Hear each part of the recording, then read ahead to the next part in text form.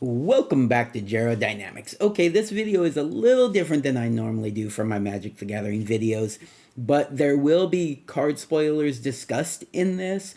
I'm not going to show them on the screen or anything. I'm just going to discuss them. So if you don't want to know about spoilers for a future Magic the Gathering product, then this probably isn't the video for you. I'll make sure to notate that in the title as well, just in case. So, usually I don't touch on spoilers and do spoiler seasons and that sort of thing. Maybe I should. What do you guys think? Let me know. All right. So, anyways, the reason why I'm doing this one is because this one hits two of my big fan the things that I'm a big fan of, right? So one, it's Magic the Gathering, and obviously I love Magic the Gathering. Most of my videos are related to Magic the Gathering, opening up packs and stuff like that. But also, I am a huge Final Fantasy fan. Have been since I was a little kid. Been playing Final Fantasy since the first one, Final Fantasy 1 on Nintendo. Although I don't remember it too well because I was super young. I more remember 2 and 3 at the time, which now are known as 4 and 6, respectively, because they did some jumping around where they only brought certain ones to America.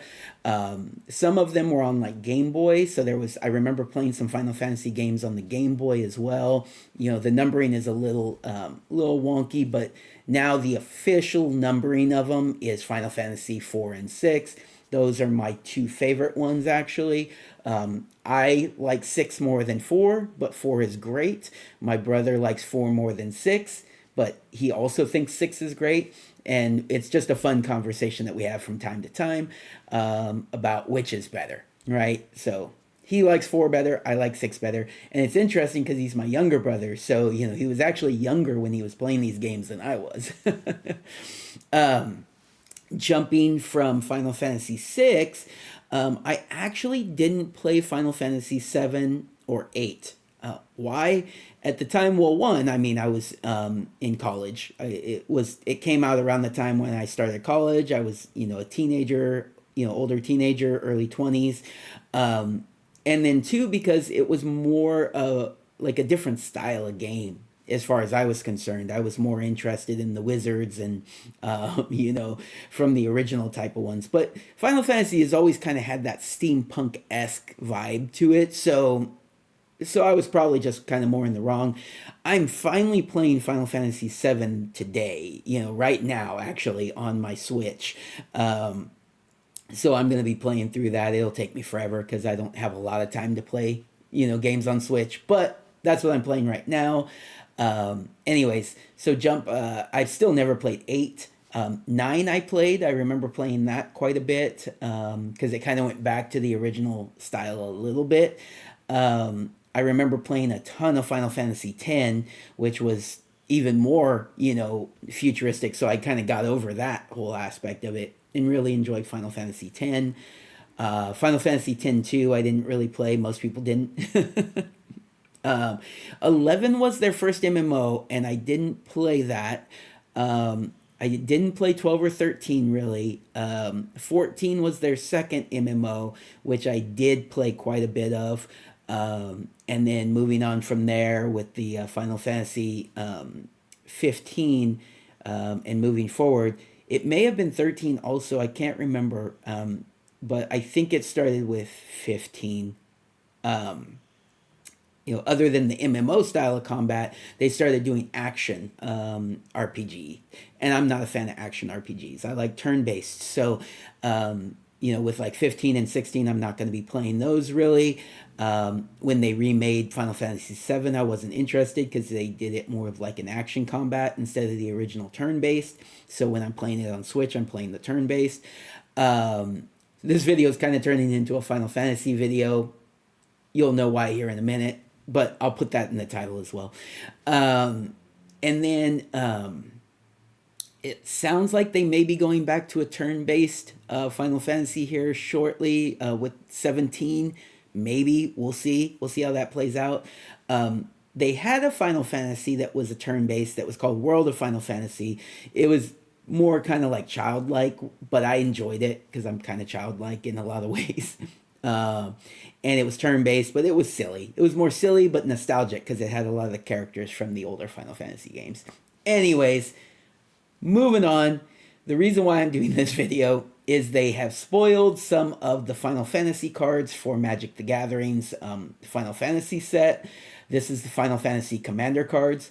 I am more excited about the crossover between Magic the Gathering and Final Fantasy than I was with Marvel. Um, then Fallout, obviously, I didn't play that, but I did enjoy the crossover with Fallout. Even The Walking Dead, huge Walking Dead fan, but this is just huge to me. Having Final Fantasy in my Magic the Gathering is beautiful. I almost played because Final Fantasy had their own card game. It just wasn't nearly as popular, and it was hard to get. And so I didn't end up doing that, but I almost did because I love Final Fantasy so much. Anyways, moving along, let's talk about these cards. So far, we have 4 cards spoiled, so let's take a look at them. We have Cloud, ex-Soldier. Cloud is obviously the main character from Final Fantasy VII. I'm learning that now. I mean, not that I didn't know who Cloud was, but I never played Final Fantasy VII. But he is probably the most popular character or well-known character in Final Fantasy across the whole series. And so it makes sense that he is a character on one of these commander cards. So Cloud, ex-Soldier, he is a two colorless, red, not colorless, two generic, one red, one green, one white. What's the name of that 3 color pairing? I don't know why I'm forgetting that all of a sudden. It's not Teamer, that's blue. I'm forgetting. That's fun. All right. Anyway, sorry guys. Red, green, white. He is a 4/4 for 5. So that's kind of a lot for a 4/4, but he does a bunch of stuff. So haste. He is a human soldier mercenary. The little logo, when you guys get a chance to see this, the art's pretty cool. And when you get to see it, the logo is a chocobo, which is great. I love that so much, by the way. The logo is a chocobo. Oh, you know what? So I was trying to remember the other series, crossover that would rival this, and I was like, Marvel. Yeah, it's Marvel. No, it's Lord of the Rings. How did I forget? It's sitting right behind me, right? It's going to be tough because I'm a huge Lord of the Rings fan. So this is going to be like right there. Marvel, Lord of the Rings, Marvel, Final Fantasy, which is better? Probably Lord of the Rings, but Final Fantasy is right up there. All right. Anyway, sorry, tangent. Lots of tangents in this video for you guys. What does he do? He's a haste. He's got haste. When Cloud enters, attach up to 1 target equipment you control. So, of course, he's an equipment commander. That makes sense, but, not exactly anything new there. My dog just moved my camera. Let me see. How does that look? Yeah. Sorry about that, everybody. My dog just moved. My dog keeps moving my camera. Stop moving my camera. This right here is my microphone silencer, which usually is not in the shot, and now the shot's a little cockeyed. So I'm going to really consider remaking this whole video, but let's just move forward. Let's finish it, and then I'll consider remaking the video afterwards. Ah, my dogs. Anyways, okay, back to the cards. If you see this video, then it was good enough, and I didn't feel like redoing it. Okay. So, and then, so he's equipment, and then also whenever Cloud attacks, draw a card for each equipment attacking creature you control. For each equipped attacking creature you control, so at least 1 if it's him. And then if Cloud has a power 7 or greater, create 2 treasure tokens. So it's kind of a treasure commander too, but like as a distant second aspect to it. Anyways, I don't know. I probably won't build it, but I'll get it, and then maybe build it at some point. But I'm not overly excited about Cloud, and I'm not overly excited about this card. It's just not really my style. But it will be a lot of people's style, so this card's probably going to be worth a little bit there, unless it's like a secret lair and everybody can get it. But anyways, we'll see. We'll see how that works out. All right. next. It's not a secret lair. It's a Commander product. The what's the code? It's FIC. I wonder what that is. FIC. I know it's Final Fantasy Commander, but what is the I? Let's see. Does it say here anywheres? Probably should be FF Commander. I don't know why it's not. FFC. It's not. Anyways, okay, sorry. Another tangent. Again, I may redo this video, but let's just keep going. All right, more up my alley. Terra, Herald of Hope is from Final Fantasy VI. That's great. Terra is a 3/3 for 3. Mardu, red, white, black.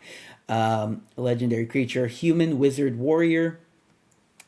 Special ability is Trance. At the beginning of combat on your turn, mill 2 cards. Terra gains flying until end of turn. So a self mill. So it's a Mardu self mill commander that gains flying. Okay, let's see what else. Whenever Terra deals combat damage to a player, you may pay 2. When you do, return target creature card with power 3 or less from your graveyard to the battlefield tapped. So it's a self mill and why am I forgetting the term for it when you get to return your creatures? Anyways, recurring your creatures from the graveyard. That style of commander. All right, looks interesting. It's not exactly my play style, but I could see building Terra. Terra so far between Terra and Cloud, definitely Terra. Let's see who's next. Tidus. Tidus is from Final Fantasy X. Also one of the most well-known characters in all of Final Fantasy. More well-known to me even. Tidus is Yuna's guardian. That's funny to put that in the title. Yuna is also a character from Final Fantasy X, and he was her guardian, so there you go. Okay, so he is Bant, green, white, blue, 3/3 for 3, human warrior, obviously legendary creature. At the beginning of combat on your turn, you may move a counter from target creature you control onto a second target creature you control. You may move a counter. Okay, so not.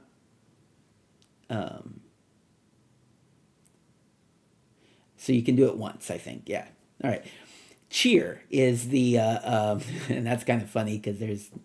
Anyways, that's an inside joke about Final Fantasy X. All right, Cheer. Whenever one or more creatures you control with counters on them deal combat damage to a player, you may draw a card and proliferate. Do this only once each turn. Okay, so not a super exciting build for him, but more my play style, right? So I'm going to build Tidus just because it's Final Fantasy and it's Bant. And it's counters, and then you move counters, and you proliferate and draw, and yeah, okay. All right, yeah, I'll probably build him. And then the fourth card that they're spoiling is, I'm going to pronounce this wrong, Y'shtola? I think it's Y'shtola. Knights Blessed from Final Fantasy XIV, that's the MMO. I don't think I got to the point where I met this character, maybe. I can't quite remember. Final Fantasy XIV is the MMO that's extremely popular. It's still extremely popular to this day, not on the level of like World of Warcraft, which, God, if Magic the Gathering was ever able to cross over with World of Warcraft, that would be crazy. All right, anyways, Y'shtola, Knights Blessed, is a Esper commander, so more up my alley there.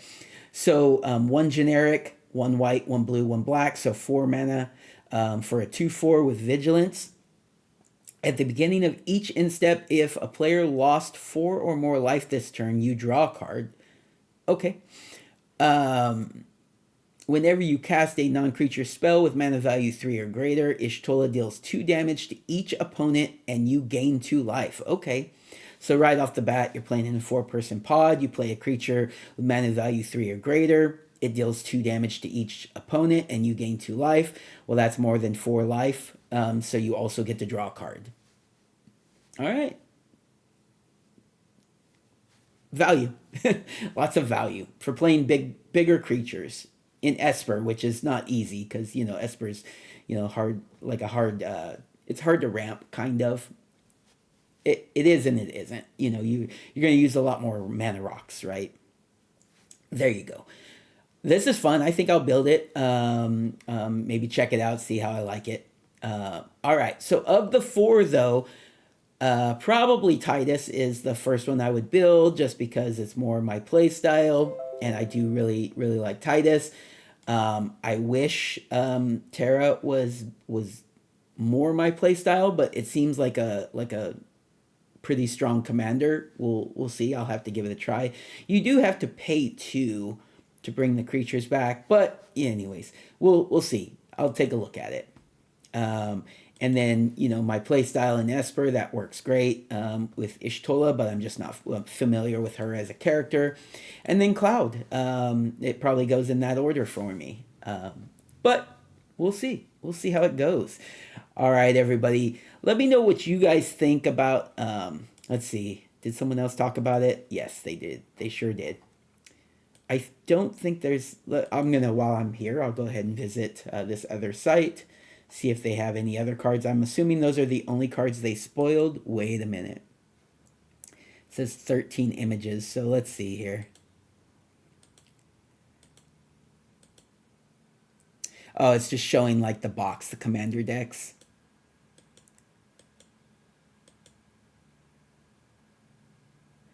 They're going to have a collector edition of these. That's okay.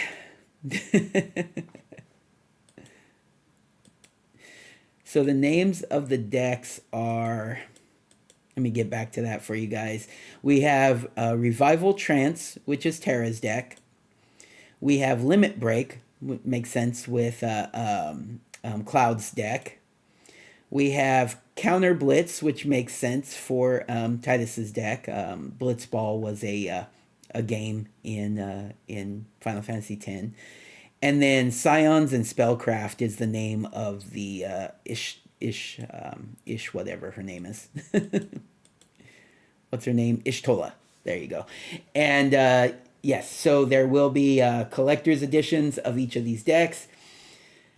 I don't think I'll get them. I didn't with the Warhammer decks. I probably won't with these, but I'm torn because it's Final Fantasy, which is something I'm way bigger fan of than Warhammer. All right, let me know what you guys think. We'll talk more about Final Fantasy spoilers as they come out. All right, everybody, take care. Have a good day.